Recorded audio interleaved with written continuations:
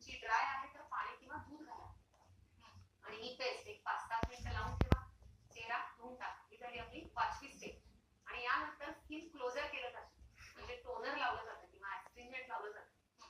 म्हणजे तुरट किंवा ते स्किनचा संकोच करणारं काहीतरी आपल्याला हवंय आणि ते प्रत्येकाच्या घरात आहे. ती द्रव्य म्हणजे तुरटी. अगदी ₹2चा खडा पण टोनिक इतकं छान होतं तुरटीने. ते तुम्ही मगाशी म्हटलात ना सुरकुत्या येणं किंवा स्किन लूज पडणं यासाठी तुरटी खूप छान उपाय आहे. आठवड्यातनं एकदा का होईना तुरटीचा खडा तुम्ही पाण्यात भिजवून तो तुम्ही त्वचेवर टोनर सारखा लावू शकता आणि फेशियलची ही स्टेप केल्यानंतर टोनर म्हणून तुरटीचा वापर नक्की करा. म्हणजे स्किन क्लोजर होईल आणि हा अनुभव घ्या आणि नक्की शेअर करा. जर शक्य असेल तर की तुम्हाला कसा अनुभव आला. ते खूप सुंदर वगैरे जे आहे ते तुम्ही डोळ्यांना पण मसाज करू शकता. ऑइलचा जो एक फायदा आहे किंवा बदाम तेल आहे ते तुम्ही डोळ्यांना पण त्याचा मसाज करू शकता. कारण डोळ्यांना जर थकवा कमी झाला तर तुमच्या चेहऱ्यावर पण एक ग्लो येतो. आणि दुसरं या फेशियलमध्ये आणखी एक ऍड करा ते म्हणजे नस्य.